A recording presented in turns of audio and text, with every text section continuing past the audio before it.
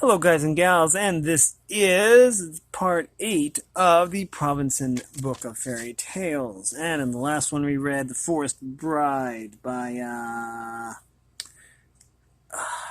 forget his name. I'll find it. Here it is. Parker Fillmore. We read that in the last episode. Anyways,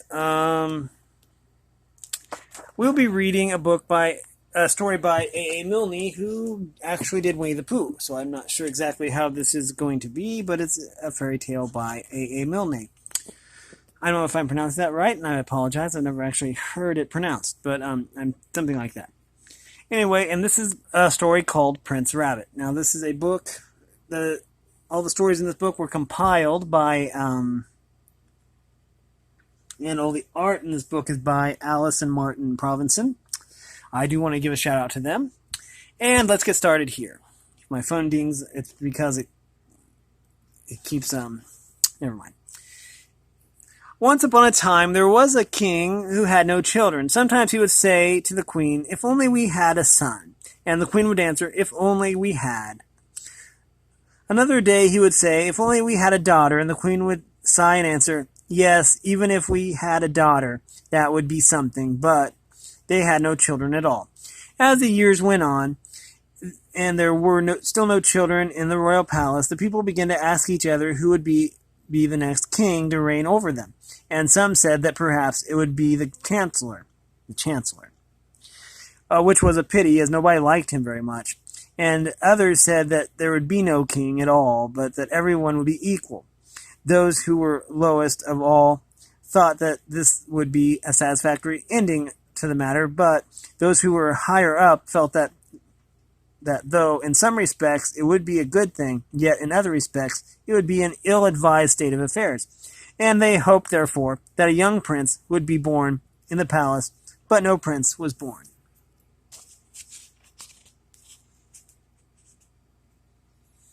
Okay, apparently they're having a race. Cool. And then there's a guy with a gun. I guess they're having a race, it looks like. One day, when the chancellor was in audience with the king, it seemed well to speak what was in the people's minds. "Your Majesty," he said, and then stopped, wondering how best to put it. Well, said the king. "Have I your Majesty's permission to speak my mind?" So far, yes," said the king. Encouraged by this, the chancellor resolved to put the matter plainly.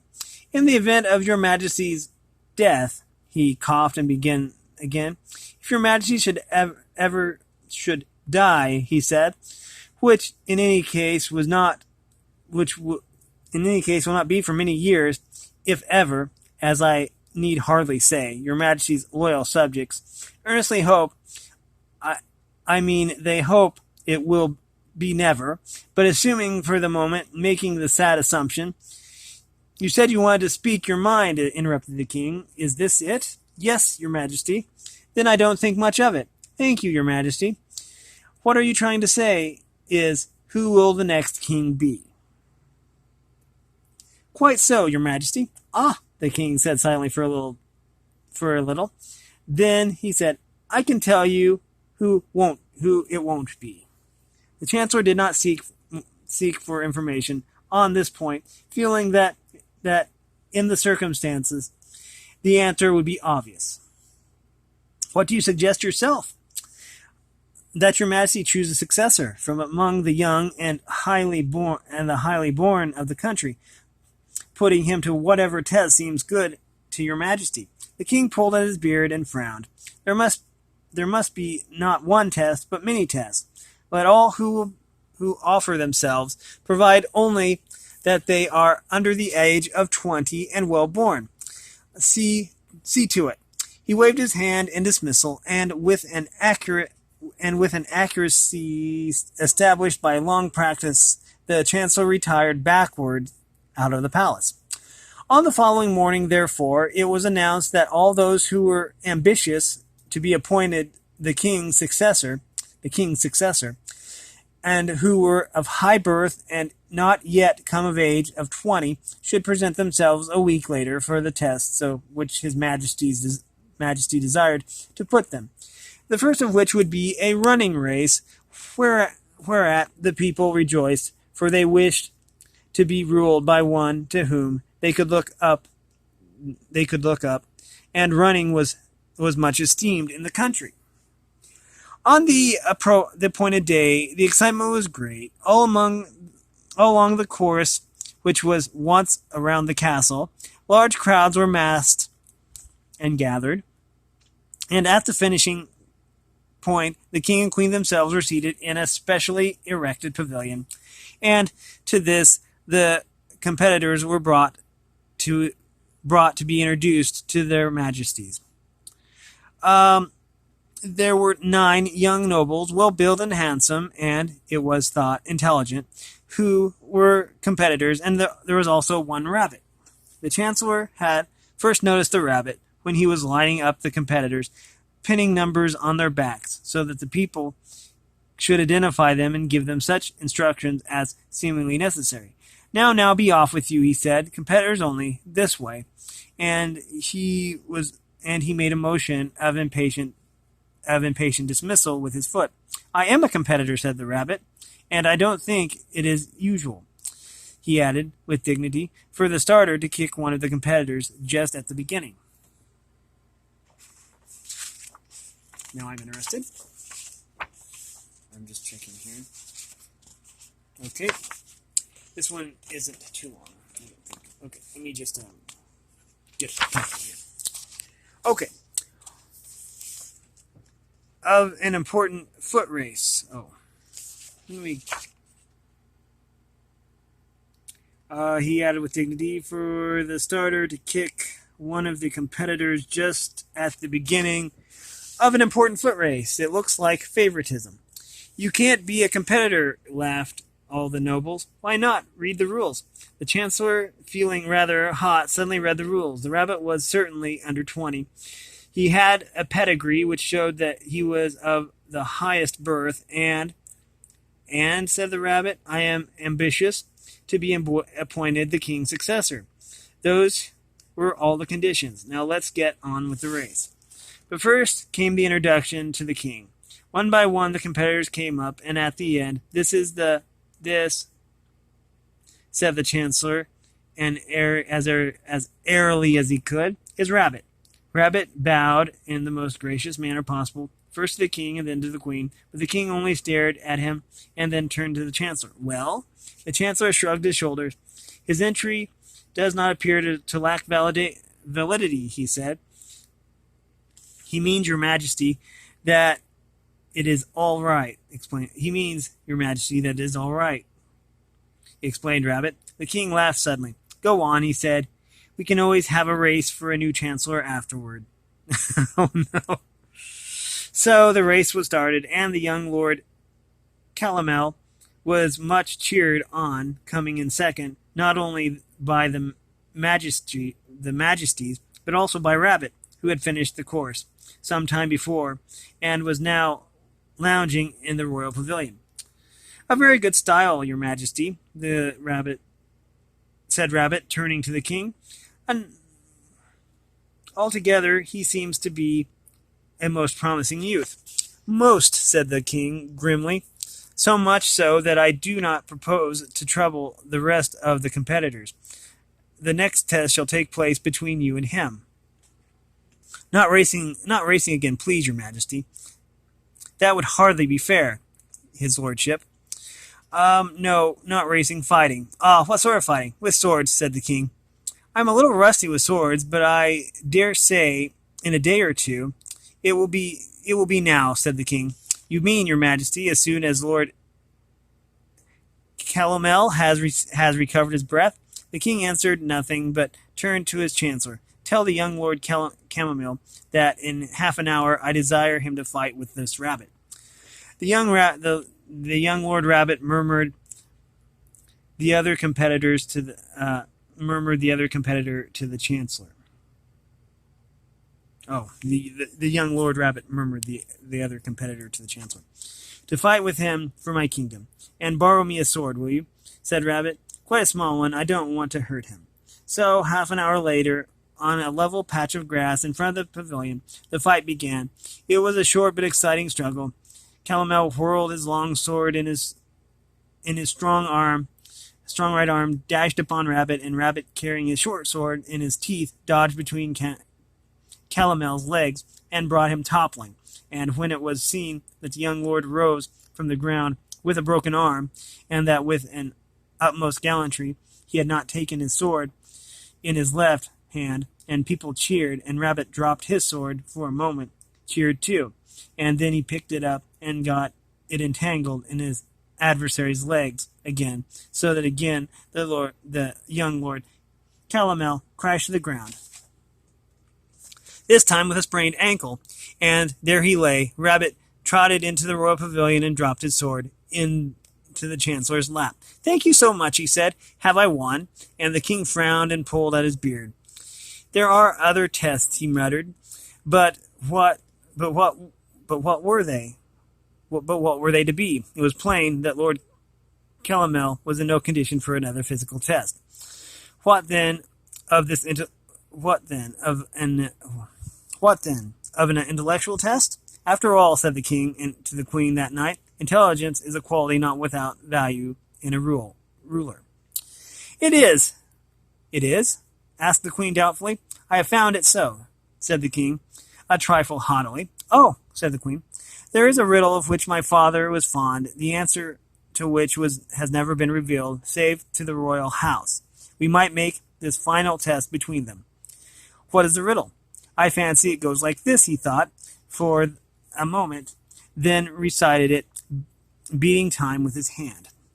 My first I do for your delight, although 'tis neither black nor white. My second looks the other way, yet always goes to bed by day. My whole can fly and climb a tree, and sometimes swims upon the sea."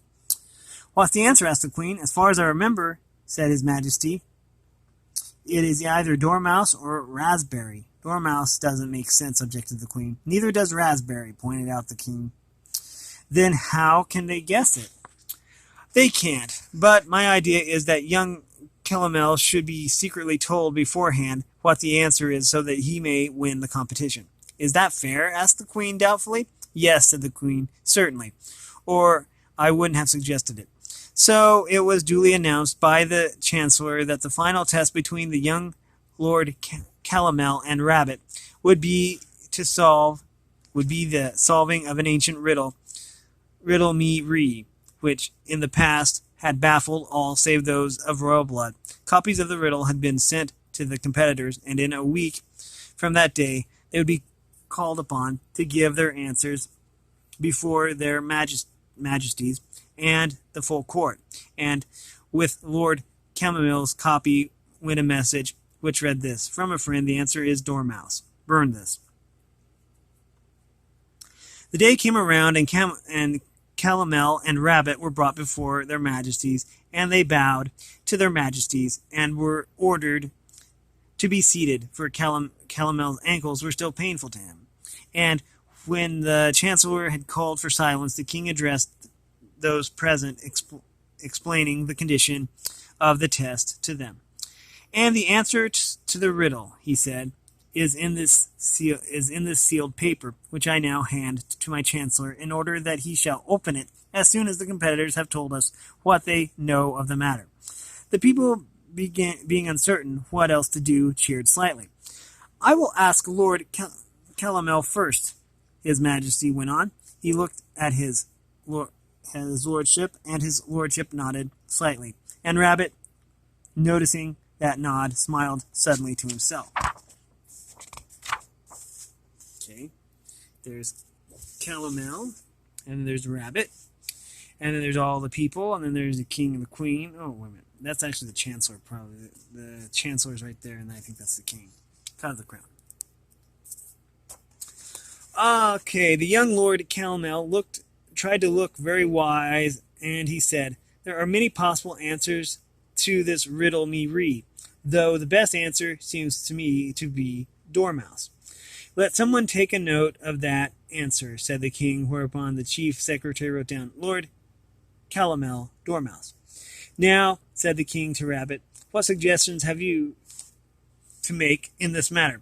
Rabbit, who had spent an anxious week inventing answers, each more impossible than the last, looked down modestly. Your Majesty, said the rabbit, with some apparent hesitation, I have a great respect for the intelligence of young Lord Calomel, but I think that in this matter he is mistaken. The answer is not as he suggested. Not as he suggests. Woodlouse, but Dormouse. I said Dormouse, cried Calomel indignantly. I thought you said Woodlouse, said the rabbit in surprise. He certainly said Dormouse, said the king coldly. Woodlouse, I think, said Rabbit. Lord Calomel, Dormouse, read out the chief secretary. There you are, said Calomel. I did say Dormouse. My apologies, said Rabbit with a bow. Then we are both right, for Dormouse is certainly for Dormouse it certainly is. The chancellor broke open the sealed paper and, to the amazement of nearly all present, read out Dormouse. Apparently, Your Majesty, he said in some surprise, they are both equally correct. Okay, well, we're getting there. Wait. Okay.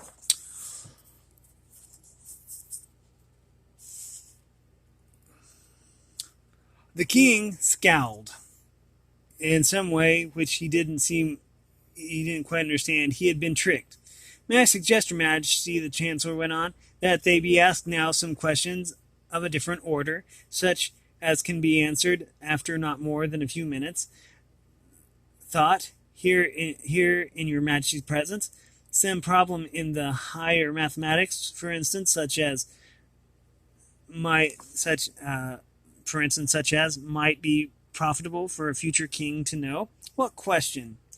Asked His Majesty a little nervously. Well, as an example, what is 7 times 6? And behind his hand he whispered to the king, 42.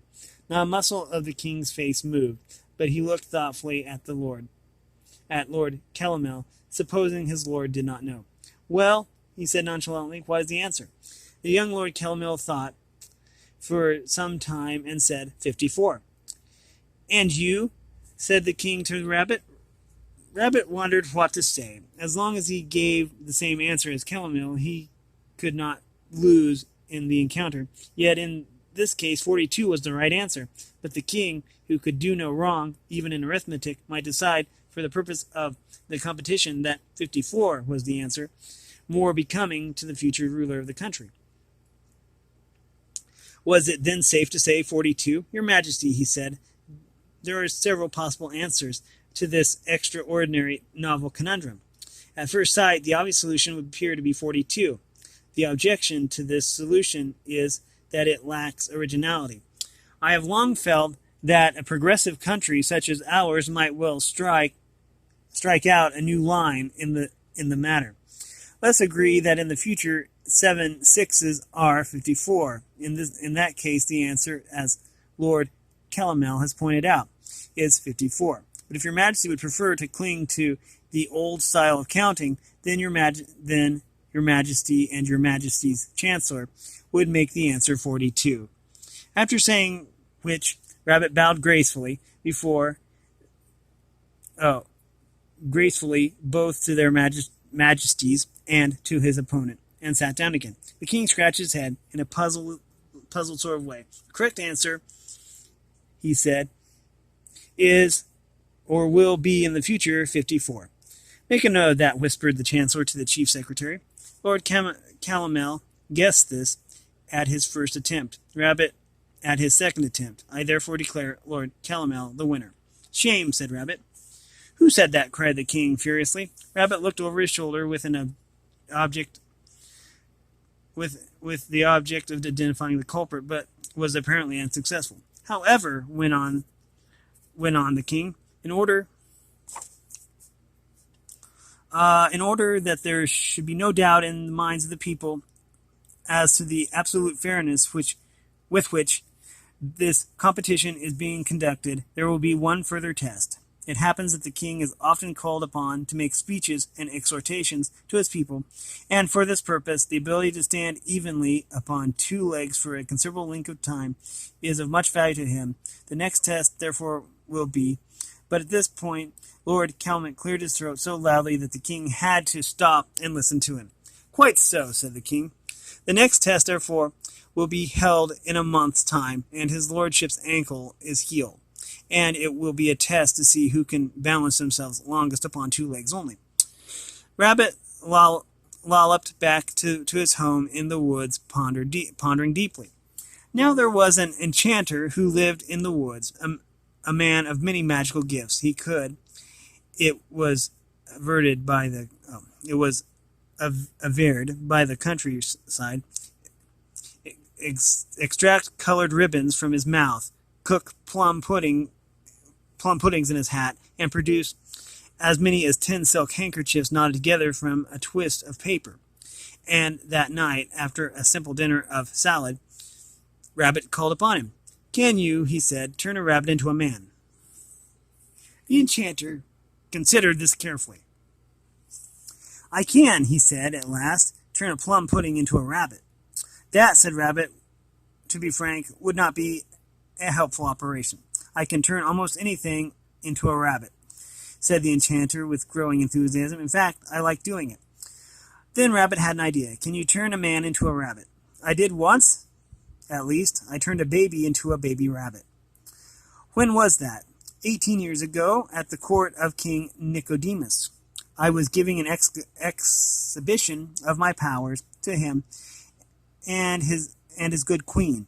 I asked one of the company to lend me a baby, never thinking for a moment that the young prince was handed up. I put a red silk handkerchief over him and waved my hands. Then I took the handkerchief away. The queen was very distressed. I tried everything I could, but it was useless. The king was most generous about it. He said that I could keep the rabbit. I carried it about with me for some weeks, but one day it escaped. Dear, dear, he wiped his eyes gently with a red silk handkerchief. Most interesting, said Rabbit. Well, this is what I want you to do, and they discussed the matter from the beginning. A month later, the great standing competition was to take place. When all was ready, the king rose to make an opening remark. We are now, he began, to make one of the most interesting tests between our two candidates for the throne. At the word go, they will, and then he stopped suddenly. Why, what's this? He said, putting on his spectacles. Where is the young Lord Calomel? And what is that second rabbit doing? There was no need to bring your brother, he added severely to Rabbit. I am Lord Calomel, said the second rabbit meekly. Oh, said the king. Go, said the chancellor, who was a little deaf. Rabbit, who had been practicing for a month, jumping on his back paws and remaining there. Lord Calomel, who had no practice at all, remained on all fours. In the crowd at the back, the enchanter chuckled to himself. How long do I have to stay like this? Asked Rabbit. This is all very awkward and distressing, said the king. May I get down? Said Rabbit. There is no doubt that the rabbit has won, said the chancellor.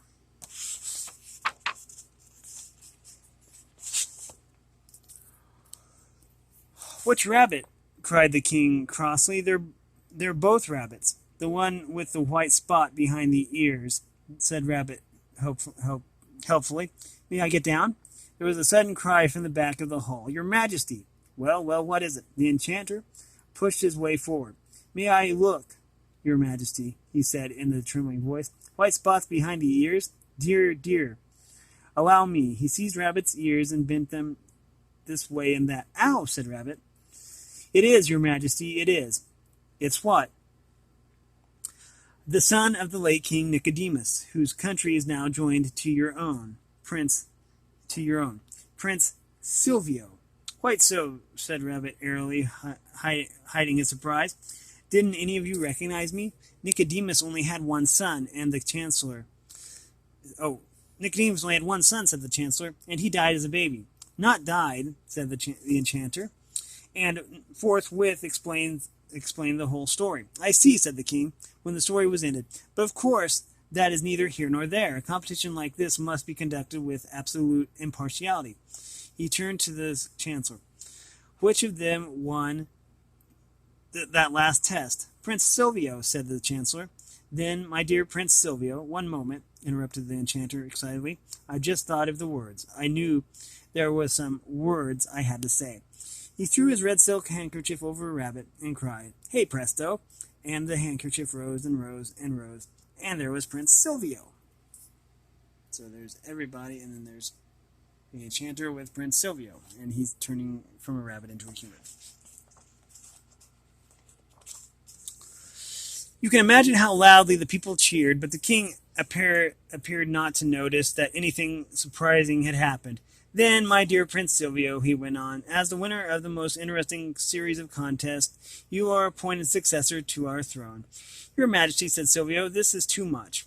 And he turned to the enchanter and said, May I borrow your handkerchief for a moment? My emotion has overcome me. So on the following day, Prince Rabbit was duly proclaimed heir to the throne before all the people, but not until the ceremony was over did he return the enchanter's red handkerchief. And now, he said to the enchanter, you may restore Lord Calumet to his proper shape. And the enchanter placed his handkerchief on the Lord Calumet's head and said, Hey, presto! And Lord Calumet stretched himself and said, Thank you very much. But he said it rather coldly, as if he were not really very grateful.